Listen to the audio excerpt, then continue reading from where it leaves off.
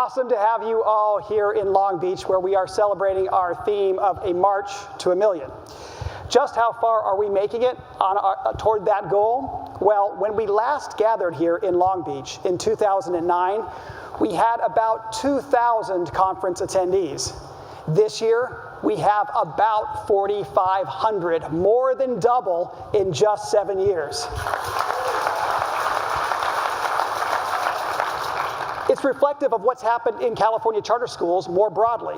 In 2009, when we last gathered here, we had about 280,000 students in charter schools. Now, 7 years later, we have more than doubled to 580,000 students in charter schools. Making 2016 the year that the charter school movement became the equivalent of the largest school district in the state of California. I thought I would start today by sharing a little story. I was taking my kids to school, to Westlake Charter School, where I am privileged to serve on the board. And as it turned out that day, I had to be on a work call on something related to Prop 39. And my daughter, Tess, who's a teenager now, but who was 12 at the time, was listening in. Now, my daughter, Tess, she's the kind of girl that when old friends come to visit us, they compliment her on doing a great job of raising me. When she was 6 years old, she declared herself a vegetarian and has not had a bite of meat since. When she was 9, she declared herself a lawyer. And to be truthful with you, I'm much more comfortable with the idea of her spending the rest of her life eating tofu than writing legal briefs. But I notice as she's entering the teenage years, she seems to bring more of a litigator mindset to nearly every interaction she has with her father. To wit, when I got off the phone that morning, she said, "What was that you were saying about reasonably equivalent facilities?"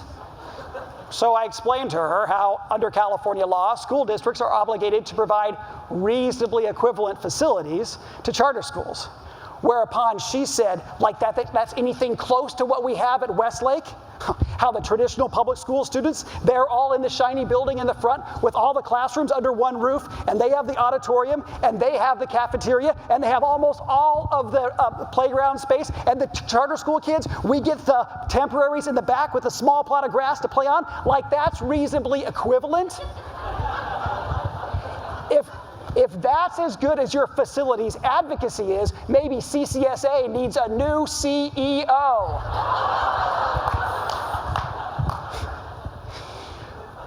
Fortunately, a little after that, our facilities advocacy did improve, and Westlake, with a serious assist from CCSA advocates, managed to get our school district to include us in a future facilities bond, meaning that the building that we had so long dreamed of would become a reality. But in order to achieve that agreement with the district, they had one catch. Anyone have an idea what that catch might be? That Westlake Charter School, a school that since its inception has many more applications than spaces available, wouldn't grow. Think about that. Rather than coming to us and asking us how they could help, as we would expect any superintendent and any board to do for any public school where there is more demand than spaces available, using their position of power and influence to limit the number of kids and families that we can serve. And what has happened to applications since? Well, this year we got the largest number of applications ever, approximately 8 to 9 times more than we have spaces available. The exact number, anybody want to guess? 911. 911. While the district does what they can to slow our growth, and while we agonize at the site level about the compromises that we have to make, the call from the community for improved educational opportunity comes in louder and clearer than ever, just like it is coming in across this entire state. We opened 80 new charter schools in the state of California this year. We've grown charter school enrollment by about 36,000. But in spite of all that growth, we still have 158,000 students on charter school waiting lists. 158,000, that is one massive 911. And rather than districts coming to us and asking us how they can help, what we're seeing is a backlash against our movement unlike anything we have ever seen. In Anaheim, we see a call for a moratorium on charter school growth. In Los Angeles Unified and other districts, we see denial rates of new charter petitions at unprecedented levels. We see in San Diego school districts coming together to sue to force the closure of charter schools. And now at a state level, we have this initiative to try to eliminate the charter school movement altogether. Talk about a 911. And so my question for all of us as we come together this year is, how do we take this moment of 911 emergency calls and threats, and how do we turn it into a moment of 911 opportunity and collective advantage? This is a theme that you will see presented at almost all of the sessions at this year's conference, including tomorrow's session with Peter Diamandis, who will present how technology is changing society and requiring more and more of our public schools, and our closing plenary panel, moderated by Soledad O'Brien, bringing together different voices to talk about the threats and the opportunities that are emerging as charter schools continue to grow. For me, in terms of exploring how we can turn crises into opportunities, I'm always looking at the latest language that our adversaries are trying to use against us. Anybody pick up what their latest line of attack is? That the charter school movement isn't interested in serving all kids, but is only about some kids. Any of you guys heard that one? It's something that we in the charter school movement know that we are contradicting absolutely every single day. One of the most recent pieces of evidence showing this is the evidence coming out about UC admissions. What we see for traditional public schools, on average, about 14% of students graduating from a traditional public school earn admissions to a UC. Meanwhile, 20% of charter school graduates earn admission to a UC.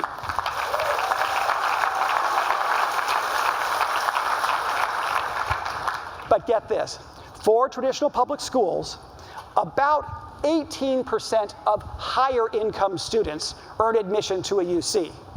But only 11% of low-income students earn admission. A UC achievement gap reflective of the gaps that we've seen within traditional public schools forever. Meanwhile, charter schools, we match the broader rate of 18% for higher income kids, but for lower income kids, our rate is 21%.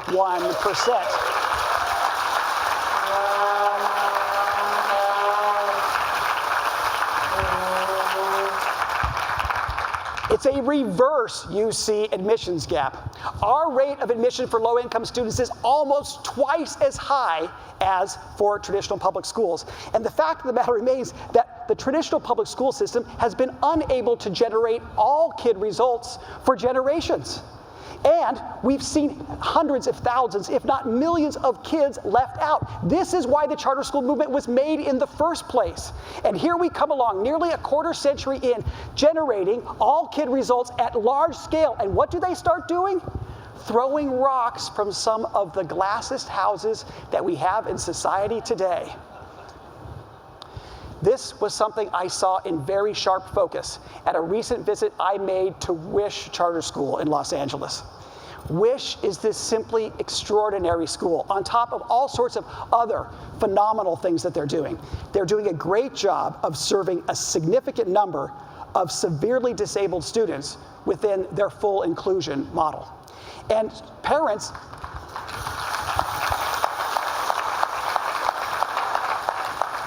And parents on the west side of Los Angeles have now heard about Wish, and they're trying to get their high-need kids in, but they're finding that because the lottery is oversubscribed, there isn't space available.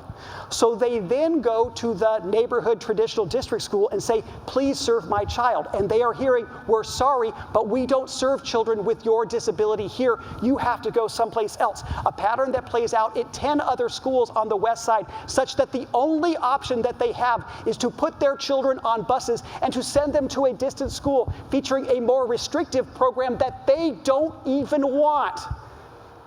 Now, can you imagine what our adversaries would say if the reverse were true? That there were 10 charter schools on the west side of Los Angeles that were not serving all kids, and there was one traditional district school that was the exception? But this is not just the west side of Los Angeles, folks. This is happening across our entire state. Across California, we now have 500 charter schools that are operating as LEAs for purposes of special education. And almost all of them feature a fuller inclusion model that is typically available within a traditional public school.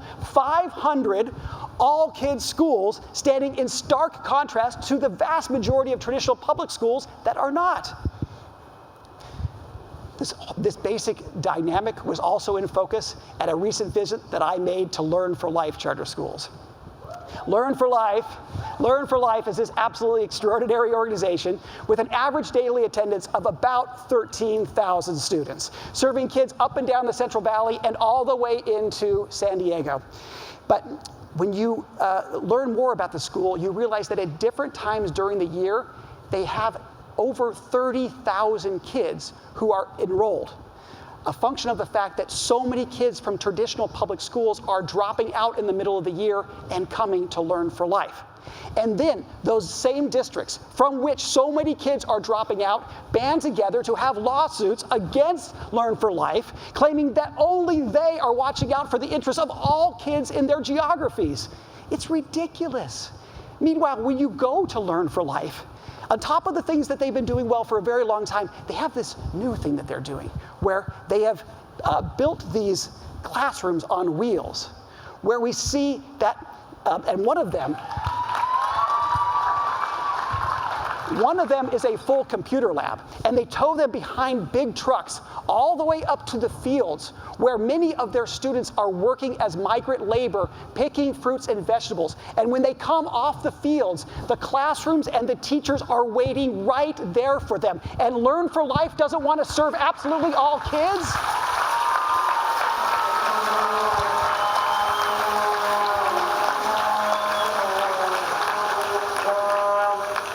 Just one more example. I can't help it. So, Los Angeles. The Puck schools and the Alliance School operating on the Sotomayor campus in East Los Angeles. Puck and the Alliance accessed this facility through the public school choice program.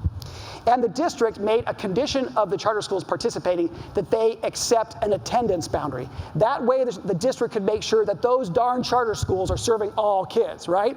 So what happens? Well, Puck and the Alliance end up proving so popular with parents whose students reside within the attendance boundary that almost none of them are choosing to attend the traditional public schools on the Sotomayor campus. So what does the district do? They come back to Puck and the Alliance and they say, from now on, you may serve all kids except kids from the attendance boundary. You see, this is not about all kids or some kids. This is about protecting turf. It's about limiting people's options for tens of thousands of kids. And what we want to see at this moment is that, I remember where I was going with this point. What I wanted to draw together for these different stories is, how are they all alike? Where are these? How are these situations similar? And what we find out, at the Alliance and at Puck and at Learn for Life, as well as for Wish, these situations are not well known. And they're not well known because each of these organizations, feeling in isolation and dealing with adversaries larger than themselves and more numerous, feel vulnerable and so they don't want to share. And meanwhile, our school districts are launching attacks at charter schools with impunity. So when we don't share, we leave out of the landscape vital knowledge that everyone, including the general public, needs to know about our public education system. So if there was anything that I could wish for our movement today, if there was anything I wish that we could learn for life, if there was something that we could build an alliance around, if there was a puck that we could put in our collective net, it would be this. Folks, we are not just the equivalent of the biggest school district in the state of California. We are the biggest thing happening in public education today. And we have nothing to fear, as FDR would say, but fear itself. Because what is the only way we could ever become a some kid movement? It would be to give in to our fears. It would be to do the very thing that our adversaries are attempting to frighten us into, to stop growing, to say it was all about a certain number and not serving all kids, but just those that we happen to already have. Or it would be to not be involved in advocacy and politics, to say that we're not going to take our collective heft and put it to work making a better policy environment for all kids. But knowing the people that I do in this room, knowing the people that are in our movement more broadly, I know there is virtually no risk that we would ever get intimidated out of growth and advocacy altogether.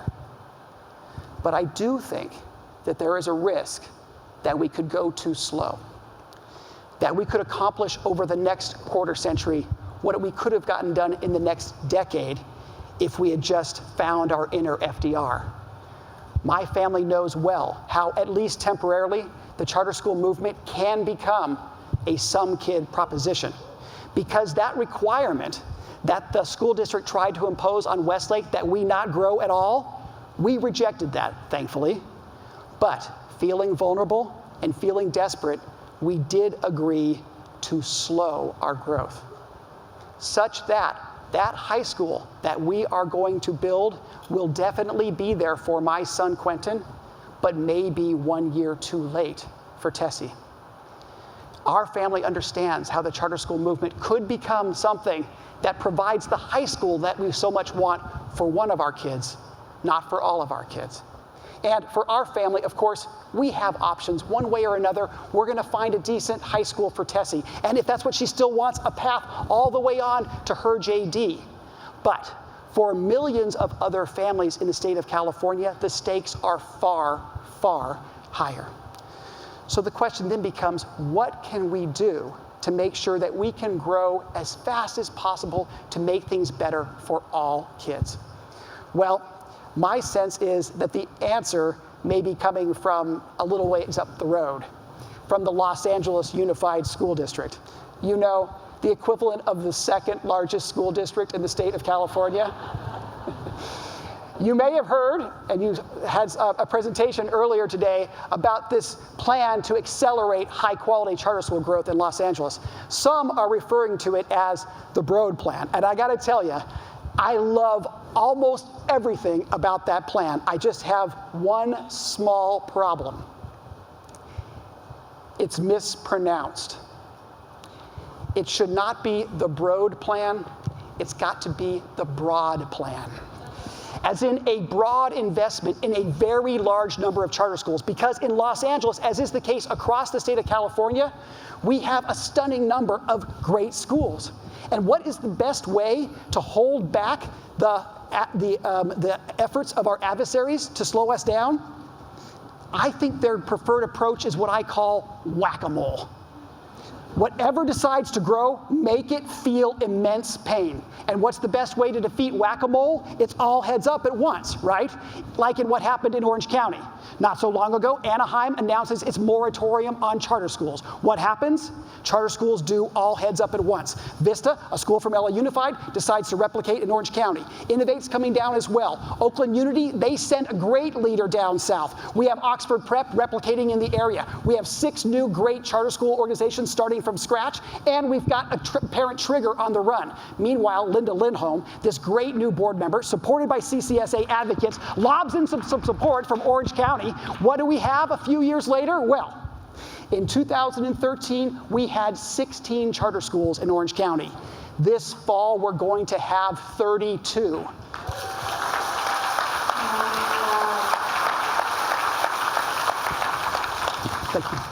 Talk about doubling down.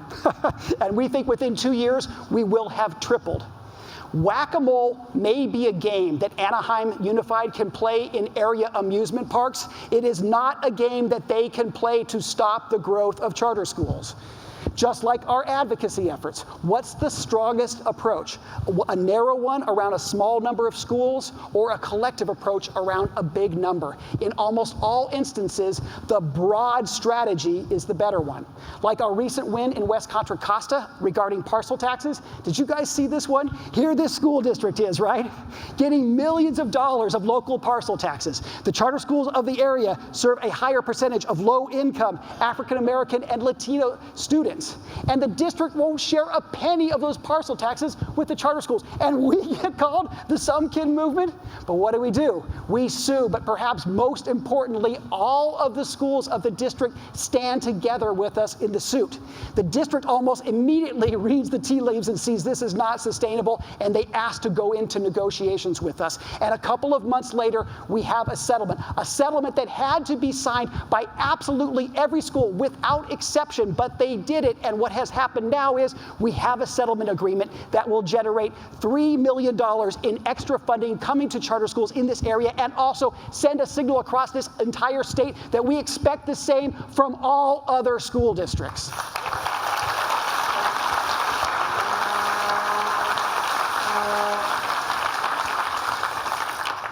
Or finally, the political strategy of our sister organization, CCSA Advocates. What's the best way for us to grow our strength? Because I, for one, am immensely thankful to people like Eli and Edith Broad, who have been making significant financial contributions to help hold our adversaries at bay. But for the longer term, politically, do we want to remain Broad, or do we want to become broad? This is the question that I asked at last year's conference, if you might remember. I said that the Ref. Rodriguez race in Los Angeles was a kind of referendum for our movement. Could we take what had been previously our source of greatest vulnerability, low turnout, low margin elections, and turn it into our source of greatest strength by bringing in a broad range of charter school parents, alumni, and other supporters? And what happened? Well, 2 months after the CCSA conference, Ref. Rodriguez won decisively, defeating one of the most lavishly funded and rabidly anti-charter elected officials this state has ever seen, setting up the next chapter of word plays on Ref's name. Because what is it that we need the school board members of Los Angeles Unified and so many other districts to become? Rather than coming to charter schools with waiting lists and trying to strong arm us into not growing, rather than turning a blind eye to their own shortcomings. I mean, have you guys seen the financials of Los Angeles Unified? That district has $10.9 billion of unfunded liabilities they have allowed to accrue over generations, approaching $25,000 per student, which they are now funding on the backs of high-need kids and high-need communities.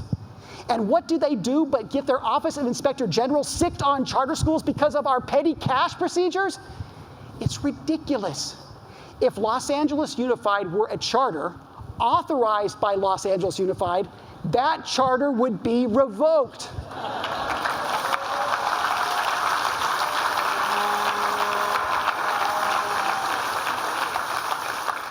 And what we need is for our board members to make that evolution toward becoming more neutral arbiters, toward becoming refs, toward becoming true referees, indifferent to where the excellence comes from, whether it comes from a traditional public school or whether it comes from a charter school. And this same dynamic is playing out also at the state level. We're trying to take our broad base and turn it into new energy. And as we heard mentioned before, we've hit some nice singles and doubles over the last year. We've secured the largest growth of the SB 740 facilities program ever. We are this close to getting our credit enhancement bill on the governor's desk for his signature. We have $20 million of proposed startup money in the governor's budget this year, and we have Steve Glazer, a fantastic Democratic author, authorizing our charter authorizing bill, sponsoring our charter authorizing bill. But to get that bill absolutely all the way through the legislature with all of its transformational provisions, are we really going to be able to do that now? Are we really able to hit all of the policy home runs we will need for the long term? In order to do that, we're going to have to run our broad strategy at a whole other level. It requires a whole other plan, far beyond anything that we did in Board District 5, but a plan for our entire state. We refer to it as our Marshall Plan. Because we hope to heck that CCSA advocates not so long from now can convince Marshall to run again and can take this broad base of charter school supporters that we have and help him become a transformational SPI in 2018. Just like CCSA advocates, we'll be working with our broad base to elect a governor as strong for charter schools as our current governor is, and finally to get the legislature that we need. It wasn't so long ago when we were counting support in the Capitol building, we thought that we were 25 votes away from majority support. Now, just 2 election cycles after the founding of CCSA advocates, when you know how many we would count today? We need 9. 9 new votes of support. How do we take a moment of great 911 threat and turn it into a great moment of 911 opportunity? CCSA advocates, working with our enormous base across this state, elects 9 new legislators, 1 great new governor, and 1 transformational SPI. Now that's a 911 I can get excited about. But as you have heard other people say, in order to do that, we need absolutely everybody here to get involved at another level. Yes, you have to get your school involved in Charter Nation. Yes, you've got to get everyone in your school, teachers, parents, registered to vote, and we've got to be able to turn them out. And finally, if you have not done it already, I ask all of you in this room to please go to CCSA Advocates to sign up and to register your opposition to this bill, this anti-charter initiative, both so that we can build our strength for now, but also so that we can build it for the long term, so that whatever 911 threat may emerge, we can hold it back. This is what CCSA and CCSA advocates were made for. We were made to convert charter school attack into moments of collective charter school advantage. And doing this work in this way, we are more quickly than was predicted winning over even some of our harshest critics.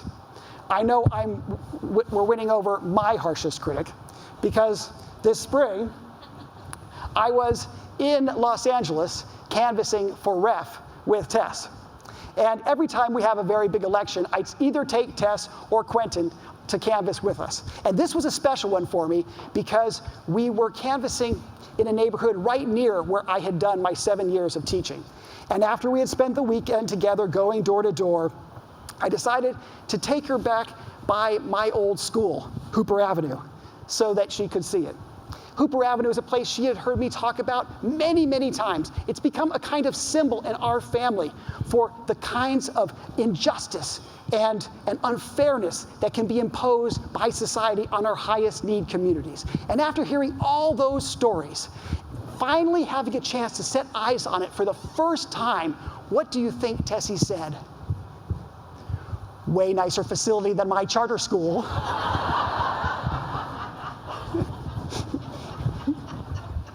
But after that, after she'd had me point out where my classroom had been, after she heard me tell again the stories of amazing resiliency of so many teachers, so many students, so many parents, which inevitably led to me repeating again the vow that she has heard me say ever since she was a little girl, that our work will not be finished until all schools, but especially schools like Hooper Avenue, are set free to serve their communities better.